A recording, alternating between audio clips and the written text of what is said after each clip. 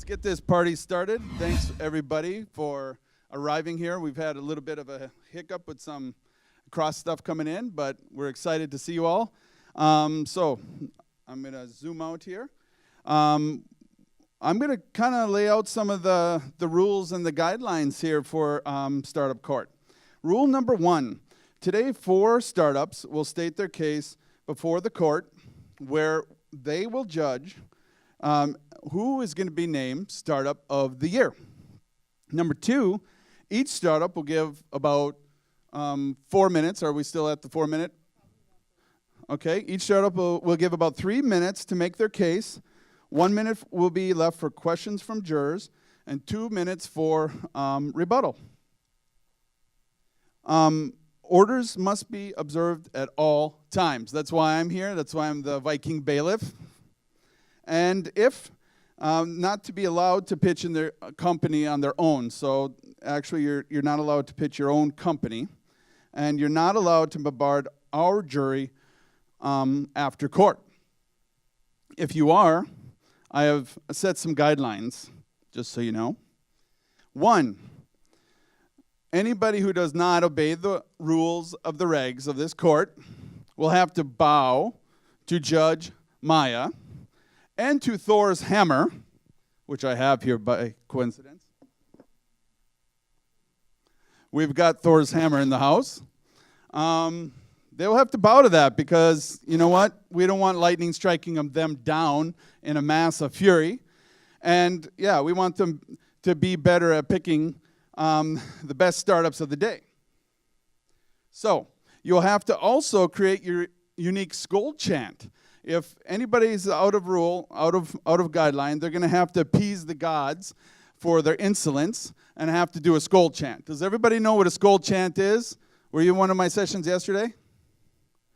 Nobody knows the Minnesota Vikings? Nobody watches NFL in here. That is so sad. It was in Minneapolis, by the way. So kind of to get this room started, I would love it if you all could stand up, and I'll show you what the Skoll chant's all about. All right, normally there are drums. We're trying to appease Thor and all the gods above because we're all going to go to Valhalla in the end, aren't we? As glorious startups that we are and founders. So I'm going to show you what to do, and it's going to be like a 3-clap thing, and then you'll say Skoll. So I'll give an example, and then we'll, you can repeat, and then we'll say Skoll. Afterwards, then I will introduce our judge.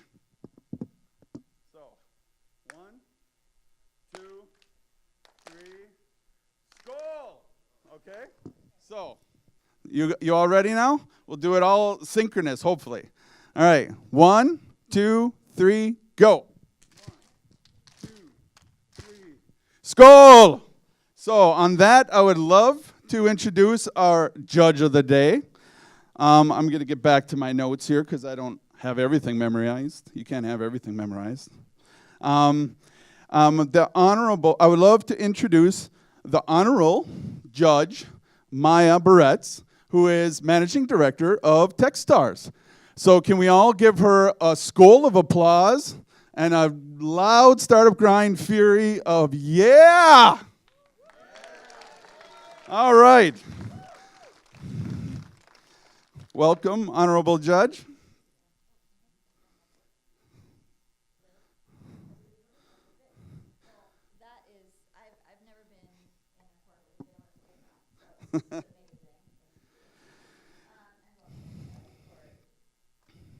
So we're going to start getting things off, and we're going to let everything get started.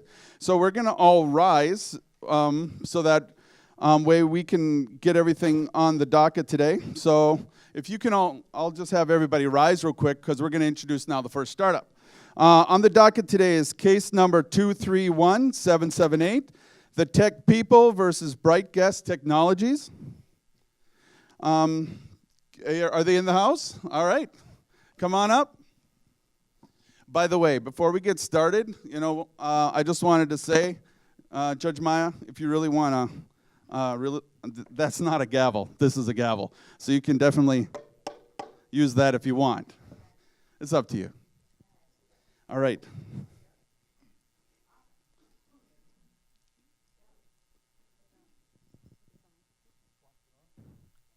Yes? Okay, there we go. The number one problem for marketers today is capturing attention in a distracted world. Emails are saturated with spam, they're on the decline, and so the dominant format of communication on mobile is text messaging. But the problem with text message marketing is that it's just that. It's text in a bubble. It doesn't satisfy the overwhelming desire and need for a content-rich experience that we've become accustomed to on our communication channels. Brightguest is a mobile messaging and marketing automation platform that delivers dynamic mobile pages to text messages with analytics that automatically segment audiences based on how people engage with content. So there's no developers required, no coding. Our customers easily build landing pages on the fly and create custom personalized customer journeys that drive results. So think email marketing automation with text messaging, except we have an 85% tap to open rate, effectively disrupting email marketing because it's a factor of 17x improvement. So I'm Ryan, I'm the CEO and founder of Brightguest. And effectively, what we have figured out is that our customers can engage people in fleeting spaces where they're not likely to download apps and experience. And the reason it's so personalized and responsive is because it doesn't bombard people with noise. It gives them content that's validated, that they want, and that they're craving. And to drive behavior along those lines is something that has a huge market potential, and we're scaling up. So we launched this platform 8 months ago. We have over 40 customers, and we're scaling quickly. We're excited about what's going to happen in 2018.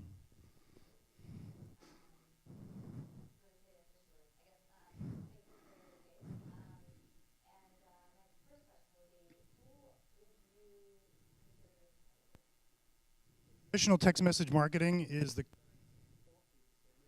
communication is used in marketing automation messaging. Again, it goes back to it's lacking in content, and though it's a competitor because it's the standard in the marketplace, it offers us a unique opportunity to get out in front of it and show that there is a much bigger ROI play for companies to use a content-driven within that format that's super responsive. The target customers or the target persona at the customer is going to be anybody that's a marketing executive or a CMO that knows the limitations of their current tools or how they could add our tool into the mix of channels they have. So our target markets that we're focusing on are the ones that have shown the greatest interest, which are ones that have those fleeting spaces like retail. So Macerich is the 3rd largest shopping mall chain in the country, and they're using our platform. They've used it at 45 of their centers for the HGTV Santa experience to engage people in store and then at home.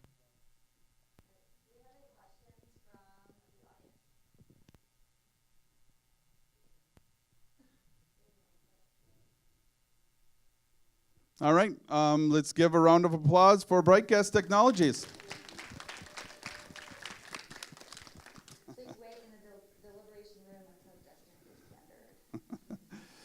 Yes, as she says with force and fury, so the gods can hear her.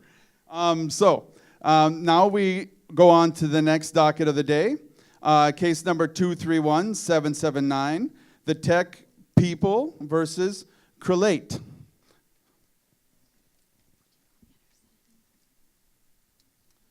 Hello? Hello? Is this thing on? I don't hear it. Test, test, test, test, test. Please. Sure, if it pleases the court. Hi, I'm Aaron Elder with Corelate, CEO and co-founder. We are here because the landscape of talent is changing. Companies need to continuously engage talent both before, during, and after employment. As the rise of the gig worker, flexible economy, consultants, et cetera. Companies have to basically continuously deal with this, right? And so we're building software to do that. My background is I'm a visual arts major, taught myself how to code. This is my 3rd company. They've all had exits. This is my 4th product. They've all been successful. I think that's all I got. I'm not prepared for a court case. Tell us about the actual product. So the product is a hybrid solution. It's a recruiting CRM, it's an applicant tracking system, and a talent management system all in one.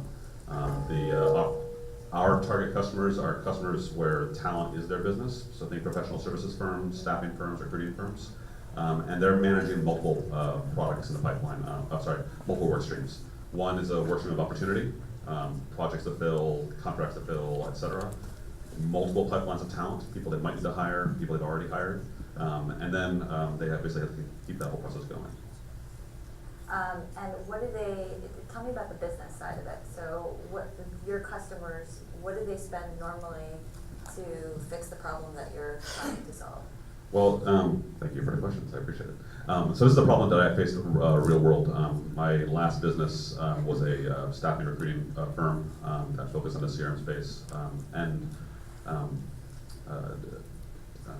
And so the way this is normally done is you would typically have a CRM system for managing your opportunity. You would have an ATS for managing your applicants. If you're a small business, you basically have a bunch of spreadsheets and people in between those two things, keeping it all working. There's not a lot of systems to do all in one. And so that's what we set out to do. We charge per recruiter per month. So people are in front of our screen all day long. We're their primary system of record for what they do. And how do they measure whether or not your product is worth their, I mean, I'm assuming that they're paying monthly subscription, or what's the relationship, and how Sure. do they measure whether this is an effective tool for them?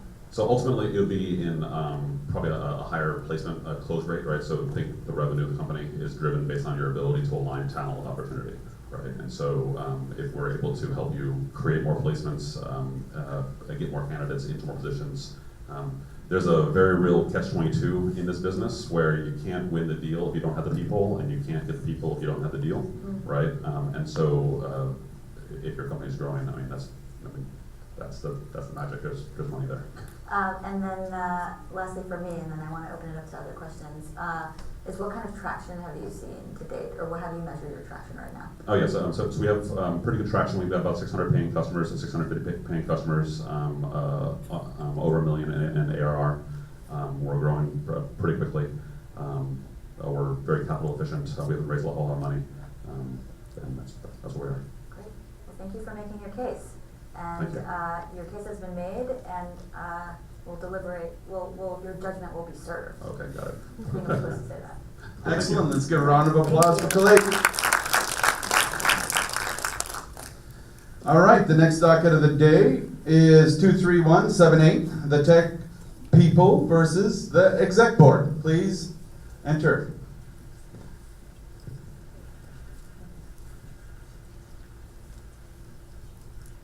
State your case. Hi. Yes. Hi, my name is Andres and I'm CEO at Exeboard. I want to tell you a story today. The story of why we do, what we have done to date, and most importantly, a little bit about our team. So both Enrique, my co-founder's father, and my father passed away when we were in our early 20s. And we ended up in the board of directors of a family business. Even as rookie board members, we realized something was wrong with the way boards were being managed. So we ended up discussing this and realized that the board of directors of a company is actually one of the biggest resources a company has. But most boards are underused, undervalued, and frankly inefficient. Especially considering that studies show that companies with good board of directors outperform their peers. You startups out here might think this doesn't apply to you, but your founding team is the de facto board of your company. So this was a huge problem. We went to market to see if there was something that would solve the problem to our companies. And while there are other companies in this space, nothing worked for us. And I might be biased here, but some of the competitors were glorified $30,000 a year versions of Dropbox. So we decided to build Exeboard. Exeboard is a dynamic, interactive, and secure board management portal that simplifies and streamlines board processes. We aim to have engaged, aligned, informed, and accountable directors. At Exeboard, we decided that our team is our key. And part of our team is what has brought us here. I'm sorry. I'm going to be honest. Our business model is, our business model is actually, you sign up, you pay whatever you decide to pay after using it for 2 months, and that's kind of how we work. We have an enterprise version with analytics and reporting as well for bigger companies. And if you're wondering about our business model, think of it as a Trojan horse. We have a best-in-class product, low cost of delivery. We're going to quickly make revenue positive company, and we're establishing relationships with leadership teams and leadership decision makers in the companies all around the world.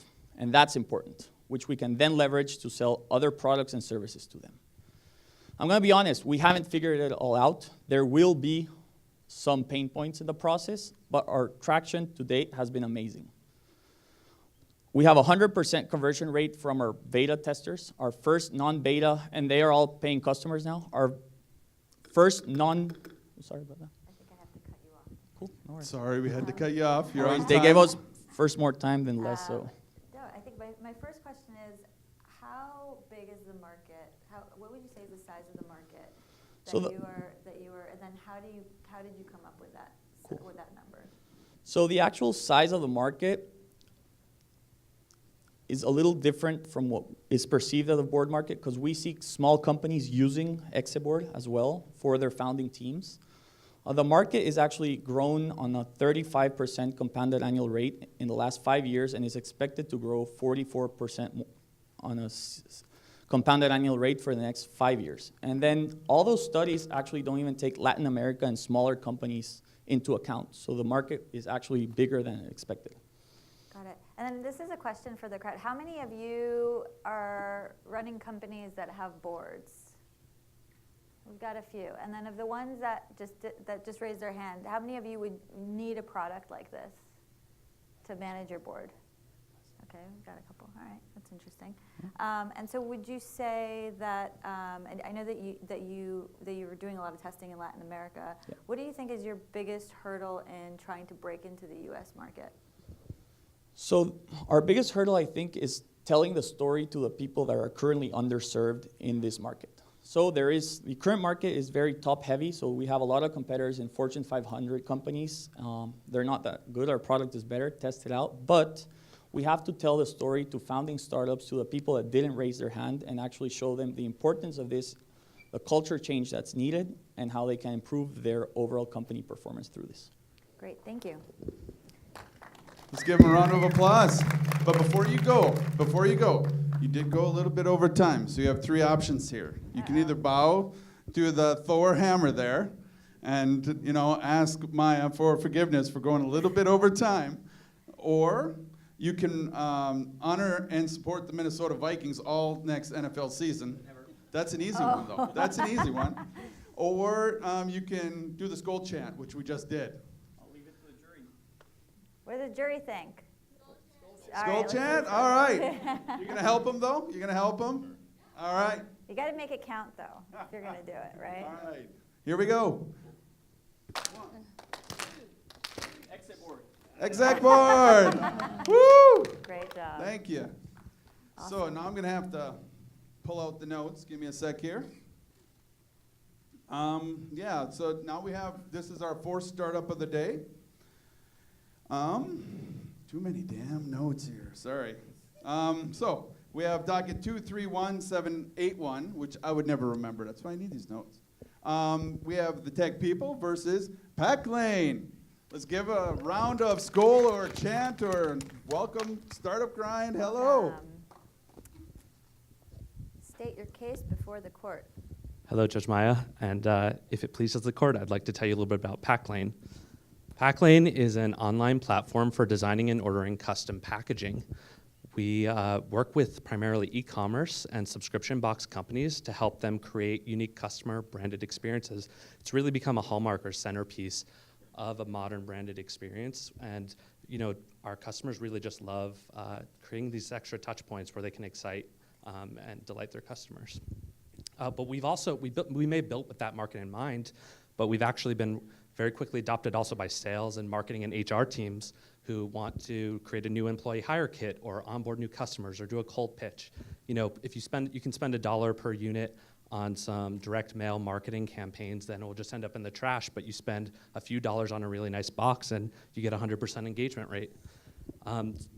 So packaging, as you might imagine, is extremely old school kind of analog business that's only just now beginning to digitize, and Packlane has really been at the forefront of that transition. We developed proprietary software to kind of streamline the supply chain and really automate the sales and design process. And so far the results have been pretty good. We have 15,000 customers, and we're at a 10 million annual run rate and bootstrapped off of a $500,000 seed investment. We have a very interesting business model where we sell the boxes for more than it costs us, and we use the money to invest in our business. So it's been working out pretty well.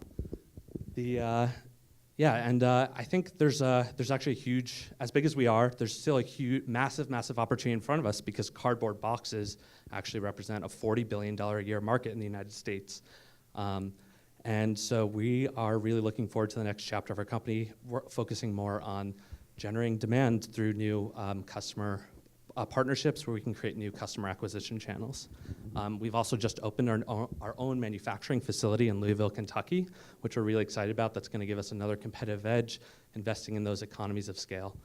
And overall, I'd just like to say I think that we deserve to be a Startup of the Year because similar to, the meeting of being part of Startup Grind, it's all about helping startups and helping startups succeed. And we work with 15,000 different startups, and part of what makes us want to wake up every day and work on these problems is just the idea of working and helping these other entrepreneurs succeed.